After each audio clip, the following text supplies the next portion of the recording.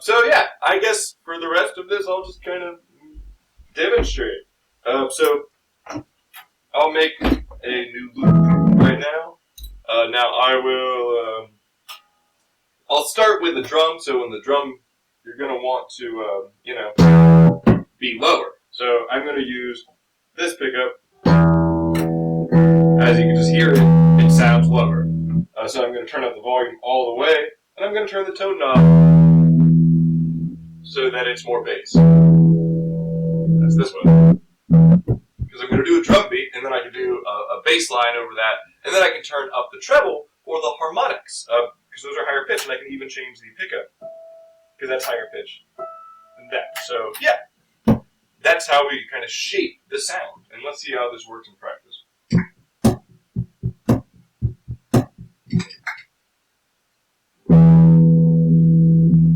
Okay, just wanted to make sure that was right.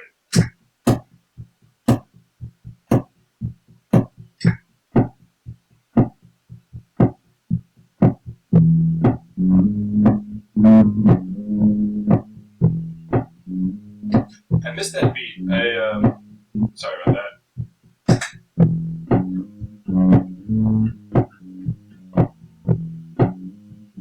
So now I'm going to go higher pitch. I'm going to save that first.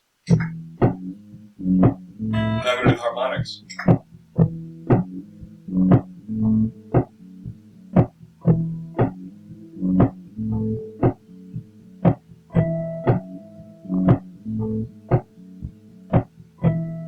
Now I can go in the middle using both pickups, kind of change it to the middle, and just kind of use a basic sound. Then I'll add different voicings over that of different chords. So let's see.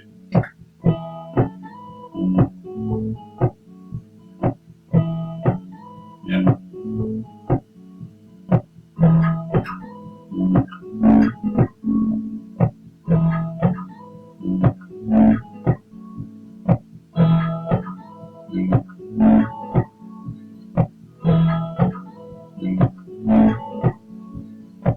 That's enough of kind of background. So here we go, higher pitch because I'm solo right now.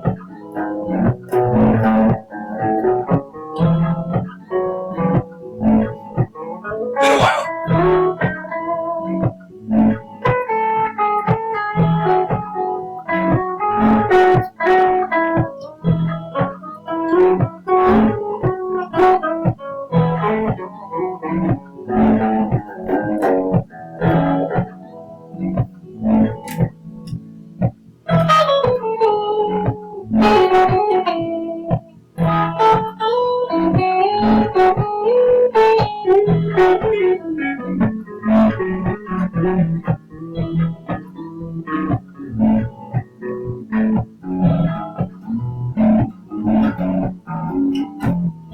So, recording yourself and watching yourself play on screen is a really good piece of advice. Like, I can see myself from a different angle here, so I can see my fingers from a different angle here. Like, if you practice in a mirror, or if you practice in front of a camera where you're looking at yourself, it really can help you see yourself objectively, and that is a great learning tool for learning guitar, for learning rock climbing, for learning soccer, for learning whatever.